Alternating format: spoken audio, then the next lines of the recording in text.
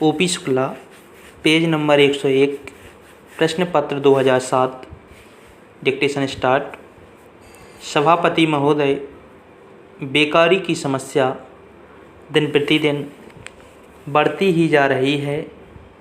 यह समस्या समाज के लिए एक कलंक है। यदि लोगों को काम नहीं मिलेगा तो यह समस्या और विकट होती जाएगी। आज हम देखते हैं कि किसी घर में शिक्षित होने के बावजूद भी उनके पास कोई काम नहीं है। इस प्रकार बहुत से लोग काम करना चाहते हैं लेकिन वे खाली बैठे हुए हैं। ग्रामीण क्षेत्रों में यदि लोगों को ज़मीन दे दी जाए तो वे उसमें काम करने के लिए तैयार हैं, लेकिन कई लोगों को ना तो ज़मीन मिलती है ना ही नौकरी। इस प्रकार गांवों में ऐसे बहुत से लोग हैं जो बेकारी की समस्या से जूझ रहे हैं। अतः इस बारे में भी आपको कुछ ना कुछ सोचना चाहिए। आज आदमी काम करना चाहता है पर उसके पास काम करने का कोई साधन नहीं है। आज सरकार काम की भी गारंटी नहीं देती है।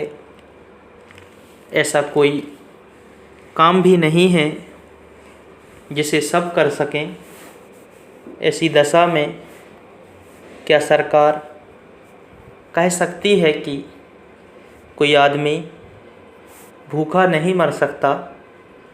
कोई आदमी मेहनत मजदूरी करके अपना पेट भरना चाहता है तो क्या उसे सब जगह काम मिल सकता है? इसकी गारंटी सरकार अभी तक हमें नहीं दे पाई है। यह स्थिति बहुत ही दुर्भाग्यपूर्ण है। हमारे देश में एक तरफ तो कुछ लोग भूखे मर रहे हैं, कुछ लोग बड़े आराम का जीवन बिता रहे हैं, कुछ लोगों को चाहने पर भी कोई काम नहीं मिलता, वे दर-दर भटक रहे हैं। इस समस्या को सुलझाने के लिए हमें गहराई से सोचना होगा।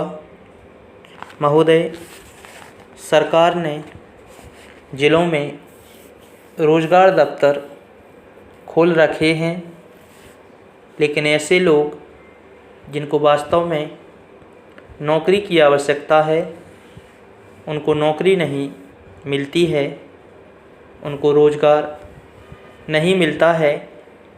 वे बार बार इन दफ्तरों के चक्कर लगाते रहते हैं, उनकी परवाह कोई नहीं करता है। ऐसा भी नहीं है कि यह बेरोज़गारी केवल शहरों तक ही सीमित हो। बेरोज़गारी तो गांवों में भी बढ़ती जा रही है। यदि वास्तव में हम इस समस्या को दूर करना चाहते हैं तो देश में उद्योग धंधे स्थापित करने चाहिए।